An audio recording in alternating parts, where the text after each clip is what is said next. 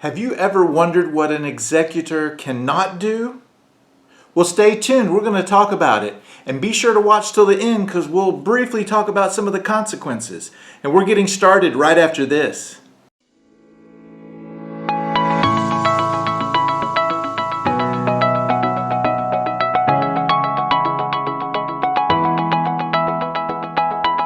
Hey everybody, Kes Stadler here, Associate Broker with Atlanta Communities and your Certified Probate Real Estate Advisor and Specialist.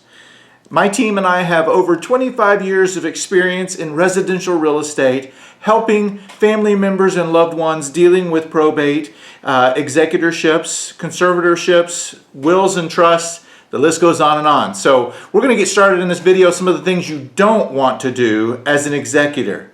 Okay, the first thing you cannot do is influence the will writer. I know that sounds kind of obvious, but you don't want to get involved with trying to manipulate the decedent when they're still alive with how to write their will, who to put in it, who to leave out, things like that. As the executor, that's really not your place or position, and you don't want to do that. You can get in big trouble. If you do try to manipulate what we call the testator, I know I don't pronounce that right, that's how I pronounce it. Anyway, you can be held liable and you can be removed as the executor if you do that. So better off just to stay clear and just simply help with the loved one with what they want in the will and help them get with attorneys or whatever needs to be done to make it, to get it written, and just stay out of trying to manipulate anything.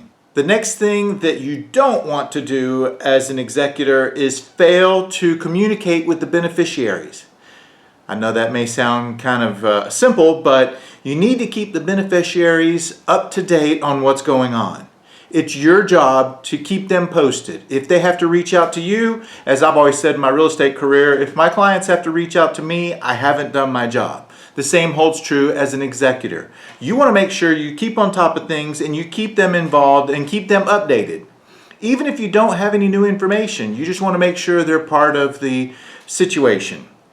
We always have a saying, we give you an update every Tuesday, so set it up however you want. But one of the things you don't want to do is just ignore them because that will not end well for anyone. So make sure they stay up to date and you keep them in the loop on everything going on.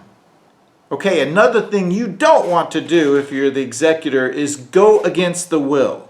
Makes perfect sense, but the will was written for a reason. Your job is to strictly follow the will and follow the decedent's wishes. So you start making things up or changing the will or trying to read into it something that's not really there, that's not going to end well for anybody and it could get you removed from the whole process. Okay, one thing to remember is if the will is somewhat ambiguous, then either consult with the probate court or a special real estate attorney to get some guidance. I know occasionally wills can be vague or ambiguous, so just get some help with that. Don't just write it up or read into it yourself, but go ahead and follow the guidelines of professional opinions just to protect you and to protect the decedent and the beneficiaries. Something else you don't want to do is prevent a beneficiary from contesting the will.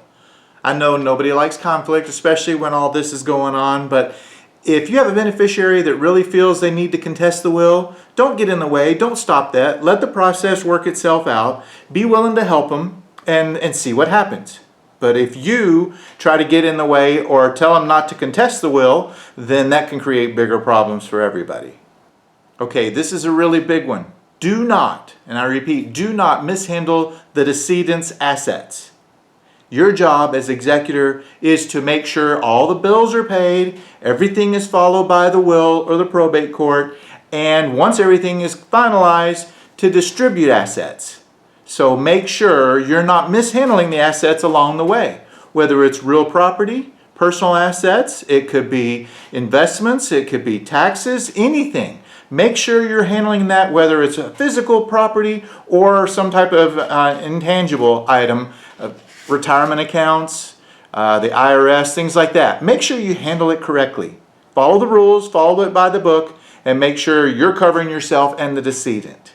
One of the things I always remind people is don't be negligent. Real property needs to be maintained. So if there's a house involved or a condo or land, make sure you keep that property up. Doesn't have to look brand new, and you don't have to do any upgrades to it or improvements. But if the roof's leaking, get it fixed. If there's a water leak, fix it. Don't just ignore it. Make sure, I recommend, if it's feasible, leave all the utilities on so you can keep the air running in the property.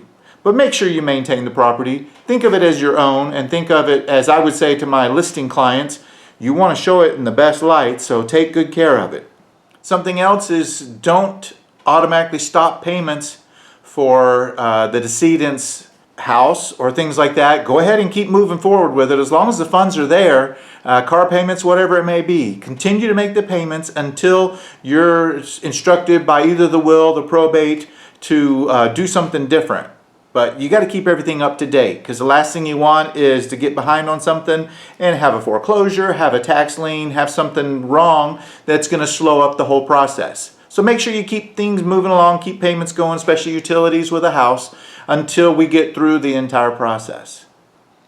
Something that's really big is don't forget to get a professional appraisal on real property. I'm a real estate broker. I can give you what we call a CMA, comparative market analysis.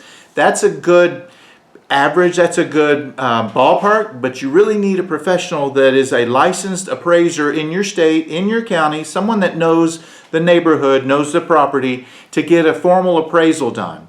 That protects you, that protects the beneficiaries, and it protects the interests of the decedent and the will itself.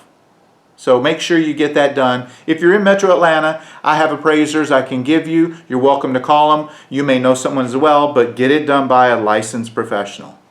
Okay, and the last thing on mishandling assets is don't just sell them for way below market value, either because you're in a hurry or you've got a friend that wants that boat or somebody that wants that car and they can't afford the price, so you cut them a break. You don't want to do that. You can get yourself in really hot water with the beneficiaries, the probate court. It could just really be a mess. So make sure you sell everything at fair market value and determine what that value is, of course, but make sure you sell it for the fair price. And communicate with the beneficiaries what that price is, make sure everybody's on board, and then you're covered. Okay, another one that's kind of obvious, but I've seen it in my many years of probate and wills and trusts, is you have an executor that steals or five-finger discounts from the estate. Big, big no-no. Even if you're an executor and a beneficiary, you don't get paid, you don't get any assets until everyone does. The five-finger discount's not going to work. Even if you feel like, well, I'm going to get that anyway, I'll just go ahead and take it. Maybe it's a family heirloom or a motorcycle that nobody else will ride. You know it's going to come to you eventually as a beneficiary, but don't take it early. Make sure you follow the process through. Do not take anything until everyone's on board and you're allowed by the courts and the probate to disperse assets. That's just a no-brainer. You got to follow the rules on that. Okay, and on that line, you as the executor, and like myself as a real estate broker and also the executor of my mom's estate, I could not sell my mom's home to myself at a discounted price. You can buy it, you can buy out the other beneficiaries, but you got to do it at fair market value. Don't do that with a car like a Corvette or whatever. You got to pay fair market value. You got to make sure everyone's on board. Always communicate, always get it in writing, and always keep the other parties in the loop, so then they can't come back later and say, well, you didn't tell me, or I didn't know you were going to buy it for that, or I would have bought that home for that price. Just do it strictly by the book and you're okay. Okay, we all know that taxes are inevitable. So do not skip paying the taxes and just think, well, the decedent's no longer with us, it'll just work out in the wash. You got to pay all the debts, all the taxes before anyone gets any money. All the utilities, everything needs to be settled for the estate before you distribute funds to the beneficiaries. This can get you in really big trouble with the IRS, and the last thing you want is to have that on your shoulders. So make sure you pay everything and don't skip any payments. That's critical. As you know, along with that, the executor is required to pay and to find all the debts and pay them as much as possible and notify the debtors of the fact that the decedent has passed and try to make it right. Don't just skip that process. Don't just try to whitewash it, because it will come back to get you at the end.